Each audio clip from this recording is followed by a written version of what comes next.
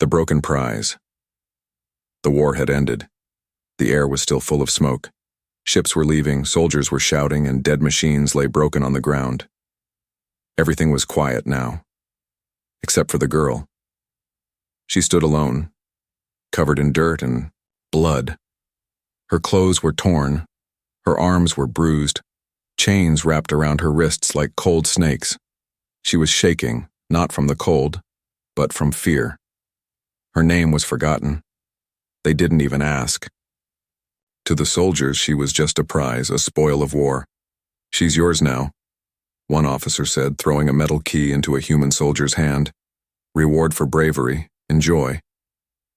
The soldier, tall, quiet, with tired eyes, didn't move. He looked at the girl, then at the key, then back at the officer. "I didn't ask for her," he said. "You don't need to ask." The officer laughed. "She's not a person. She's property now." The girl looked down. She had heard those words before. On her planet when her people fell.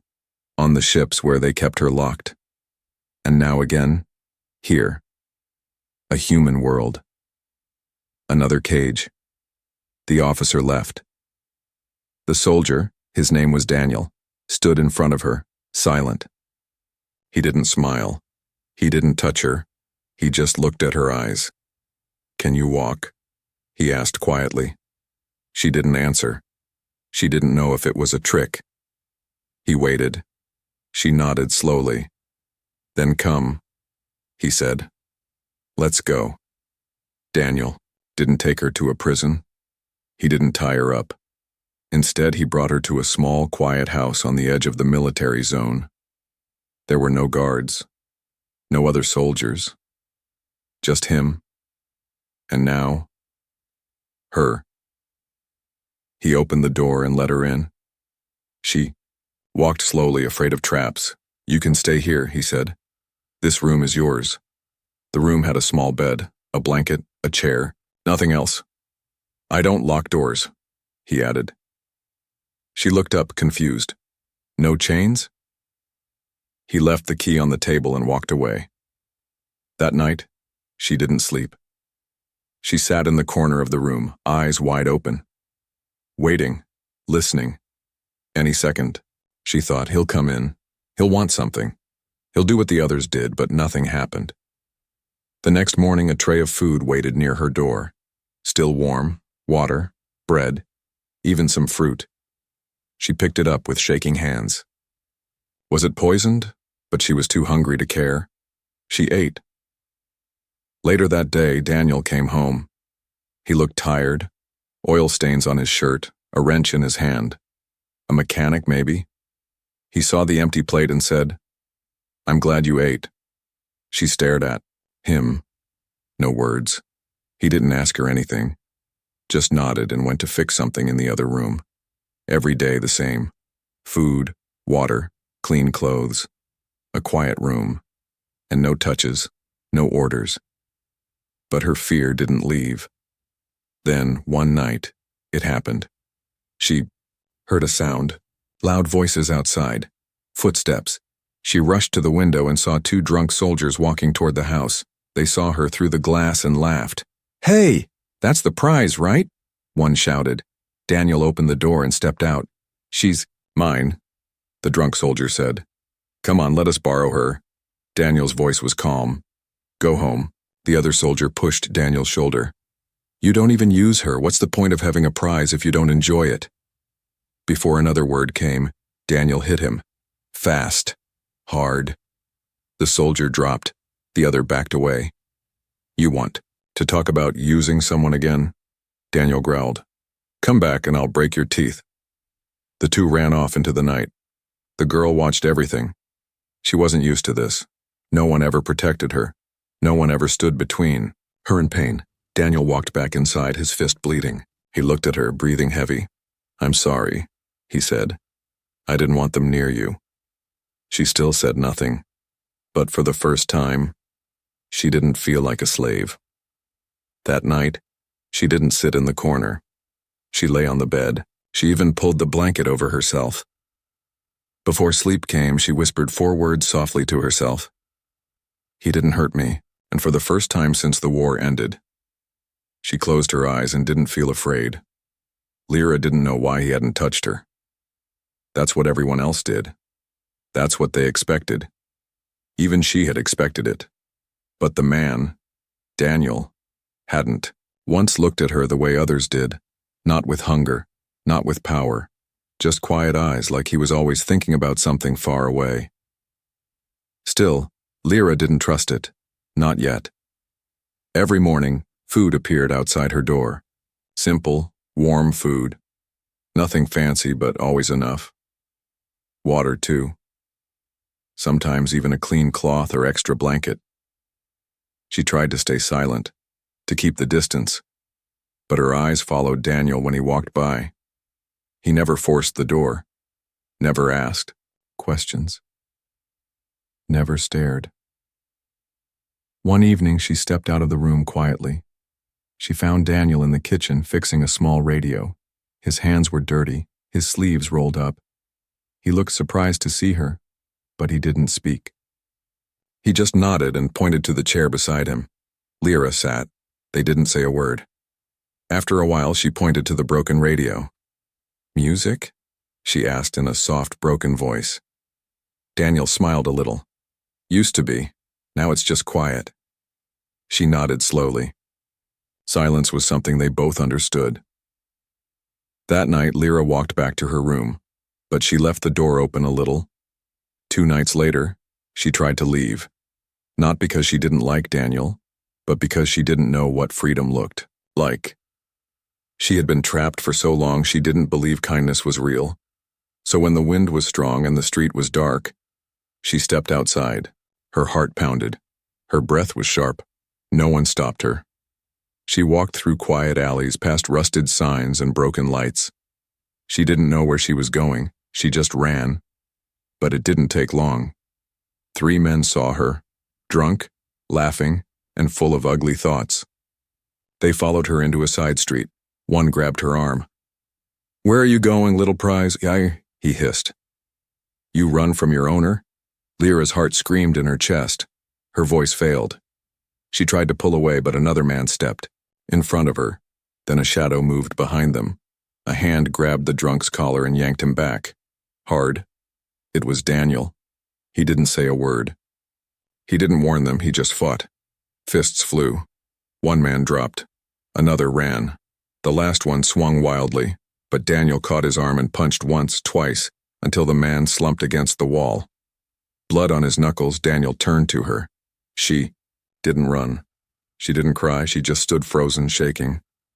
"Let's go," he said softly, holding out his hand. She stared at it. She hadn't been offered a hand in years. Slowly, carefully, she took it. Back home, Daniel sat at the table, holding a cloth to his bleeding hand. Lyra stood nearby, unsure. Then, without a word, she walked to the sink, wet another cloth, and knelt beside him. She took his hand gently and started cleaning the wound. He winced but didn't pull away. "You didn't have to come," she whispered. He looked into her eyes. "Of course I did." "Why?" she asked. No, he interrupted. "You're not just anything." Tears welled up in her golden eyes, but she blinked them away. "You are free here," he said. "You don't have to stay. But if you do, I will protect you. Not because I own you, but because no one else ever did."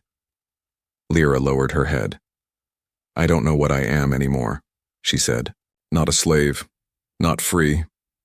"You're safe," he said quietly. "That's enough for now." That night she didn't close the door at all. She slept in the bed, not the corner. She pulled the blanket to her chin and let herself rest. 40. The first time in many nights no dreams came. The next morning Daniel placed a cup of warm tea on the table. Lyra joined him. She didn't flinch when he sat beside her. Her hair was brushed, her eyes clearer. She looked at him and asked, "What is this place?" He thought for a moment. "A broken place," he said, "but quieter than war." "And me?" she asked. He smiled gently. You're not broken, just tired. Lyra didn't answer, but she reached for the tea with both hands. Her fingers brushed his.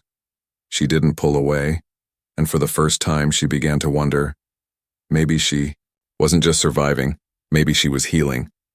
Lyra used to speak often, once. Back on her home planet, her voice had been soft but full of life. She used to sing to her little sister, argue with her mother, and laugh with friends under a sky that no longer existed.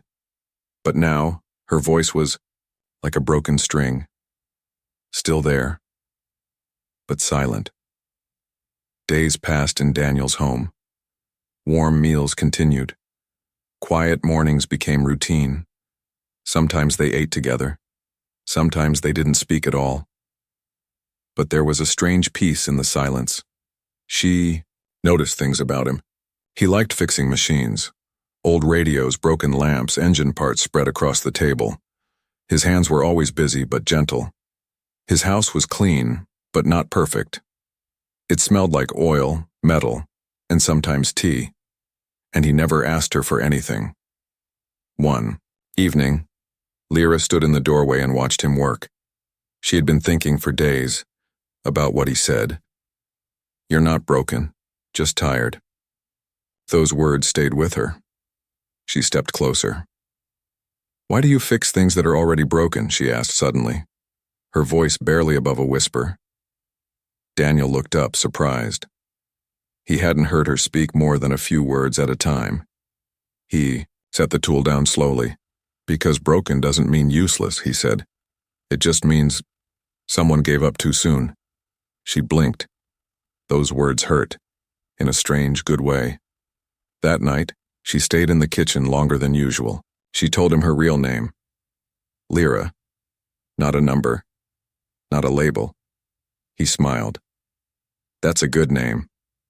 The next few days, something inside Lyra began to change. She started asking small questions. What is this tool? Why do humans grow so many? Flowers? Do your people always speak so fast? Daniel answered each one with patience. No judgment, no laughter. When he taught her how to use a screwdriver, she listened carefully. Her hands still shook sometimes, but he guided her gently. His voice was calm, steady. You're a fast learner, he said. She smiled. Just a little. It felt strange on her face. One night, a storm hit the town. Strong winds howled through the trees. The power flickered. The lights went out. Rain hit the roof like falling stones. Lyra rushed out of her room, heart racing. Storms on her planet meant danger, death, explosions. She found Daniel sitting near a small lantern, reading. He looked up. It's just rain. Come sit. She did. She sat closer than usual, her knees tucked to her chest. I'm scared, she admitted softly. He nodded. Me too. Sometimes. That surprised her. You're a soldier, she said. You're not afraid of anything. He looked down. I've seen too much to not be afraid. Lyra was silent for a while. Then slowly she began to speak. My sister died in the bombing. She was 6. We were hiding. The ground opened. She was gone. Her voice cracked. Daniel didn't interrupt. He just listened. I tried to dig with my hands, she whispered, but there was too much dust, too much fire. Tears rolled down her cheeks. She didn't wipe them away. I didn't want to live after that, she confessed. Daniel placed his hand gently over hers. No words. Just warmth. You lived, he said after a long pause. And you're still here. That night they sat by the lantern until the storm passed. No chains, no cages. Just 2 broken souls learning how to breathe again. The next morning, Lyra woke early. She opened the window and let the fresh air in. The world looked new. Even the dirt path outside seemed brighter. She made tea, carefully. Slowly. When Daniel came into the kitchen, she handed him a cup. I don't know if I made it right, she said nervously. He sipped, smiled. It's perfect. Lyra laughed, softly. and even she was surprised by the sound. Later, Daniel gave her a small notebook. "For you," he said. "Write, draw, or tear the pages out if you want." She opened it slowly. The pages were blank, empty, like her life now. But that meant she could fill them with new words, new dreams, maybe even hope. Lyra looked up at him and whispered, "You didn't buy me, but you gave me back something no one else did." "What's that?" he asked. "My voice." The town's annual festival was coming. Colorful flags were hung on buildings. Lights glowed on every corner. Children painted their faces. Music filled the air. It was the first time Lyra saw humans laugh without fear in their eyes. She watched from the window, her golden eyes wide. She had never seen anything like it. On her world, festivals were ancient memories, lost with the first bomb. For years, noise only meant alarms, sirens, or screams. Daniel stood behind her. He saw her wonder. "Would you like to go?" he asked gently. Lyra turned to him. "With me?" "Yes, with you." She looked down. "But they'll stare." Daniel nodded. "Yes, maybe, but I'll be there." She hesitated, then gave the smallest nod. The next day, they walked together into town. The air smelled like roasted meat, fried sweets, and summer wind. People laughed, danced, played music. But when they saw her, the laughter slowed. Heads turned, eyes narrowed. She heard the whispers. "That's the alien girl. The war prize. I heard she was given to a soldier. Why is he letting her walk beside him?" Daniel ignored them, but Lyra's steps grew smaller. Still, he didn't let go of her hand. They stopped at a booth selling handcrafted jewelry. A small child pointed at her. "Is she a real alien?" the child asked loudly. His mother quickly pulled him away. Lyra's cheeks burned. "I want to go back," she whispered. Daniel looked into her eyes. "Not yet. Please."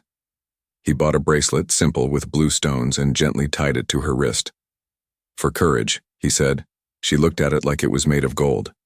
Later, as they sat on a bench near the fountain, 3 drunk men approached. Soldiers, young, loud. One grinned. Well, well, if it isn't the hero and his prize." Daniel's jaw tightened. Lyra stood, trying to leave, but one of the men stepped in her way. "You should be grateful," he laughed. "At least your human dresses you now." "Back off," Daniel said firmly. But the soldier grabbed Lyra's arm. "Come on, let's see what makes her so special."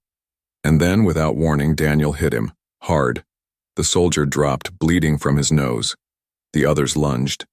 A fight exploded. Lyra watched in shock as Daniel moved with fury and precision.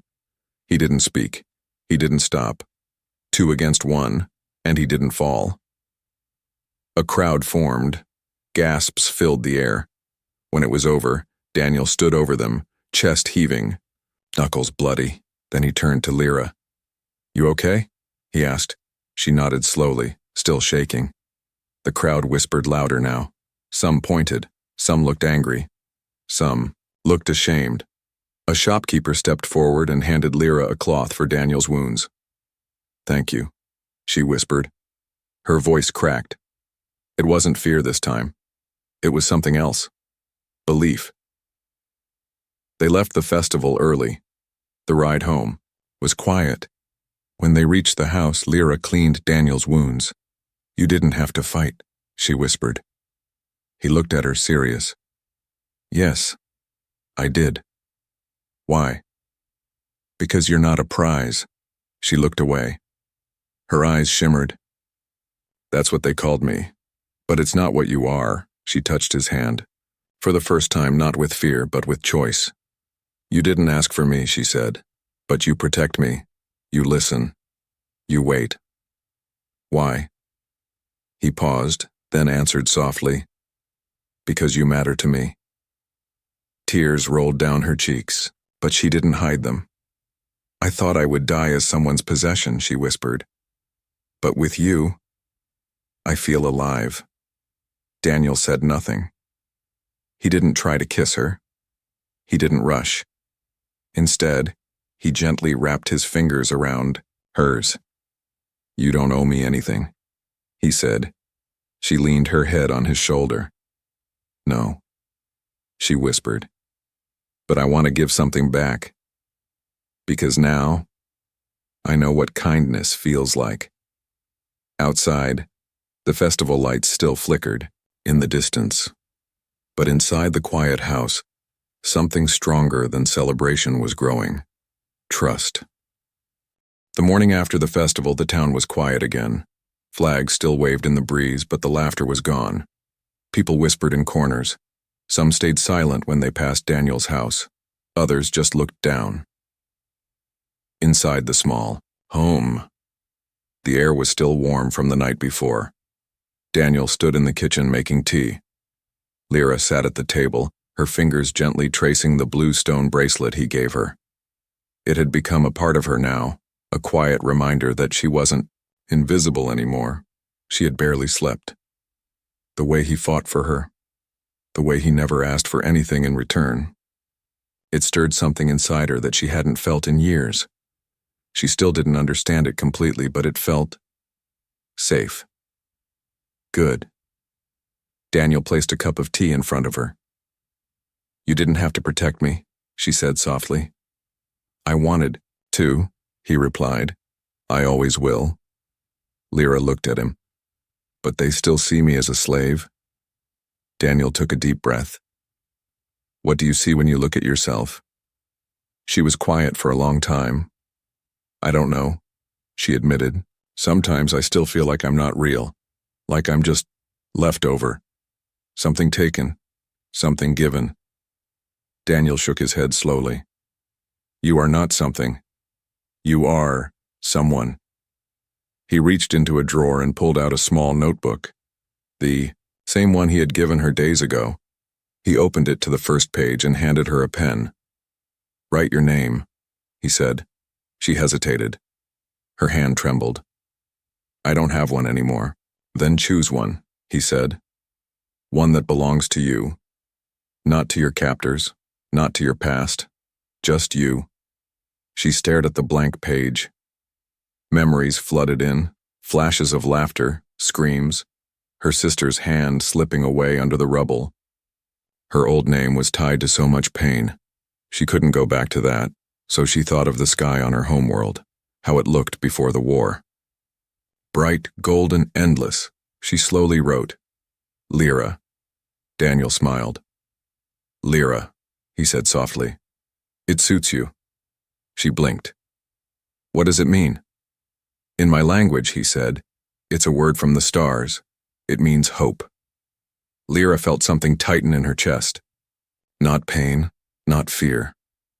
Something new. She whispered, "Then that will be my name." The days passed quietly. Daniel taught her how to cook human food. She wasn't good at it at first. She burned rice, overboiled eggs, and dropped a pot once that made them both laugh until their eyes watered. But he never scolded her. "I'm not trying to be perfect," she told him one evening. "I'm not asking you to be," he replied. She started to hum again while sweeping the floor, folding clothes, or preparing meals. Her voice was soft and low, but it was there, alive. Daniel would listen from the workshop, smiling to himself. One night after a small dinner, Lyra sat by the window. Stars filled the sky. She hadn't looked at them properly in years. Back in Adadaisen, the camps, there were no stars, only fences and fire. "Do you ever miss someone?" she asked suddenly. Daniel looked up from his book. "All the time." "Who?" He was quiet for a moment. "My brother. He didn't make it back from the war." Lyra turned toward him. "I'm sorry." Daniel nodded. "War takes too much. From everyone." She looked down. "It took everything from me." "Not everything," he said. She tilted her head. "What did I keep?" He met her eyes. "Your soul. Your strength. And now, your name." Lyra smiled softly. I've been thinking, she said. You gave me a name. You gave me safety, food, warmth. But I want to give something back. Daniel looked confused. You don't owe me anything. I know, she said. But I want to. He didn't speak. I want to stay, she whispered. Not because I have nowhere else, but because with you I feel like a person again. He moved closer, slowly, not to scare her. And I want you to stay, he said gently. She reached for his hand. It wasn't a handshake, it wasn't a deal. It was something deeper, something human. You saved me, she said. No, he replied. We saved each other. That night, Lyra wrote her name again and again in the notebook. Different styles. Small, large, with hearts beside it. She even drew herself, her new self. Clean, smiling, free. For the first time since the war began, she no longer felt like she belonged to the past. She belonged to now, to a name, to a home, to someone who saw her as more. It began with a letter. Daniel found it sitting on his doorstep early one morning. The seal was official, heavy, cold. The words inside were worse. Report to Central Court. Ownership dispute regarding alien spoil property. Bring the asset. He read it twice, then again. Lyra, sitting at the table with a warm cup of tea, saw his expression change. What is it? She asked. He didn't answer right away. Then he handed her the letter. As she read, her hands began to shake. Her eyes, now used to warmth and comfort, filled with fear once more. They're calling. Me, asset, she whispered. Daniel nodded slowly. They want to decide if you should be returned to government custody. They say you're not legal. Lyra stood up so quickly her chair fell backward. So they can just take me? She asked, her voice cracking. After everything? No, Daniel said firmly. I won't let them. But it's their law. Then I'll break it. The court building was large, cold, and gray. The inside was worse, white walls, quiet halls, and no kindness in anyone's eyes. Daniel held Lyra's hand the whole time. She wore the bracelet he had given her. Her name, Lyra, was written clearly on the folder she carried as if writing. It made her more real. People stared. A few guards whispered, "She's the one from the war." The one he claimed. Why did he even keep her? Should have been sold. They entered the courtroom. A tall man in a dark uniform sat behind the desk. You've brought the subject? He asked. She has a name, Daniel replied coldly. Lyra. The man didn't flinch. This isn't personal. It's procedure. The law still recognizes her as war property, and property cannot be granted full rights. She is not property, Daniel said. She's my wife. Gasps filled the room. The judge paused. You're what? Daniel stood straight. My wife. I married her under free will. She stays with me because she chooses to. The judge frowned. There is no record of this marriage. It was personal, between us. The man slammed his hand on the table. That's not how law works. You can't just call a captive your wife and expect approval. Daniel's voice grew louder. Then change the law. Lyra stepped forward. Her voice was small, but strong. I am not a slave. I was, but not anymore. He never touched me, never forced me. He listened. He protected me. I chose him. You chose? The judge said with disbelief. That's not valid testimony. Lyra's hands shook, but she didn't step back. If being free is not allowed, then your laws are chains, she said softly. Outside, a small crowd had formed, reporters, locals, even a few former soldiers. Word had spread about the alien girl who was treated with respect, about the man who refused to treat her as property, about their strange story, and the bond between them. People were divided. She's a slave. Rules are rules, one man said. She's not hurting anyone, a woman replied. Let her live. She's not even human, someone muttered. She's more human than the ones who sold her, came the reply. Inside the courtroom, the judge stood to deliver his order. Until higher officials make a ruling, he declared, the alien, female must be turned over to central custody. Any resistance will be punished under section. Daniel stepped forward. No. The judge froze. I said no. Daniel repeated. If you want her, you'll have to go through me, and I won't make it easy. The guards tensed. Hands moved to weapons. But then, doors slammed open. Voices rose. The crowd outside pushed in, and they weren't silent anymore. Let her go. She's not a prisoner. She has rights. Even former soldiers raised their voices. She saved him. She's not what the law says she is. She's one of us now. The judge looked around, startled. This is a courtroom, he shouted. But the people didn't stop. And in that moment, Daniel stepped beside Lyra, raised her hand high, and said, She is my family, my wife, my heart, and I will not let you erase that. Lyra's eyes filled with tears, but this time, they were not from fear. They were from pride. The judge didn't give a new order that day. He simply left the courtroom in silence. No one stopped Daniel or Lyra as they walked out, hand in hand, heads high, past the crowd of cheering voices. That night back at home, Lyra sat by the window again. I thought I would be taken, she said quietly. I knew they'd have to kill me first, Daniel replied. She turned to him. I want to be your wife, she said softly. For real.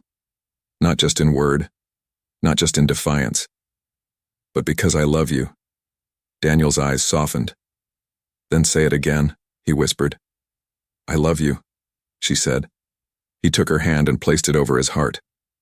And I love you. A soft breeze passed through the open window. Lyra stood barefoot on the porch watching the sunrise. The morning light warmed her lavender skin, and her golden eyes reflected the sky. She wore a simple dress, one she picked herself. No chains. No guards, no fear. Behind her, the house was quiet but full of life. It smelled of tea, old wood, and something sweet baking in the oven.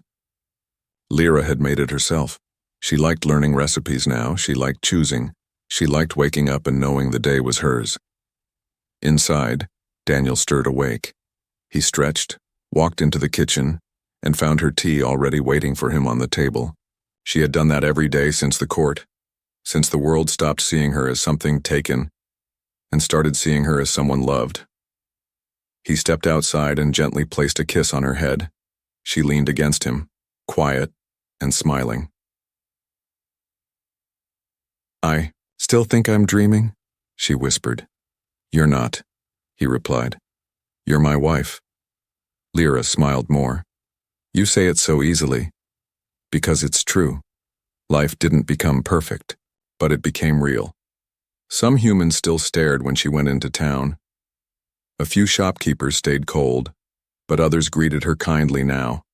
A little girl handed her flowers once. An old man tipped his hat. Someone left a note outside their house that simply said, Thank you for teaching us what it means to care. Lyra started helping others like her. Not just aliens, anyone who felt lost or forgotten. She used to be the one no one spoke to. Now people listened when she did. Daniel worked on machines during the day. Lyra often sat beside him, handing him tools, asking questions, laughing at his terrible jokes. They shared everything. Meals, chores, dreams, even quiet moments where no words were needed. They didn't need a big wedding. No fancy rings. But one evening under the stars, Daniel tied a ribbon around her finger. She blinked. What is this? My promise, he said. That no matter what happens, I'll choose you. Every day. She touched the ribbon gently, like it was more precious than gold. I choose you too, she whispered, again and again. One morning, Lyra found a small box on the kitchen table. Inside was a card with 2 words, for Lyra, and under it, citizenship papers. She gasped. Daniel appeared in the doorway, smiling softly. How? She began. The Town signed a petition, even some of the old commanders. Took months, but they listened. Lyra covered her mouth as tears fell. "I'm real now," she whispered. "On paper, in name, I exist." Daniel walked to her, lifted her chin and said, "You always did. Now the world just caught up." They bought a little patch of land outside the town, built a garden, raised a few animals, nothing fancy, just enough. Lyra planted flowers from her homeworld. Daniel had found the seeds in a trade station. She cried the day the first one bloomed. Sometimes at night, they sat together in the field, stars above them. She would rest her head on his shoulder. He would hold her hand, and when she asked, "Why me?" he always said, "Because I saw you, not as a prize, not as a burden, but as a soul." Years passed, and the name Lyra became known throughout the region, not as a slave, not as a war trophy, but as a voice for peace, strength, and survival. She was invited to speak in schools. She helped write new laws. She became a symbol, not because she wanted fame, but because her story reminded people of what mattered: kindness, choice, love. Daniel never tried to take credit. He always said, "I just gave her a room. She filled it with something beautiful." One night, as they watched the stars again, Lyra placed her hand on her belly. He looked at her. Her smile told him everything. "We're going to be a family," she whispered. Daniel's eyes widened, then softened. He took her hand, pressed it to his lips, and said, "Our child will know who their mother is." "Who am I?" she asked. He turned to her with the same quiet strength he'd always had. "You are Lyra. You are free. You are my wife. And you are everything I never knew I needed." And so the girl who once stood in chains, silent and forgotten, became something no one expected. Not a prisoner, not a symbol, but a wife, a mother, a woman who had once been given as a spoil of war, but who was, in truth, the greatest gift he'd ever been given.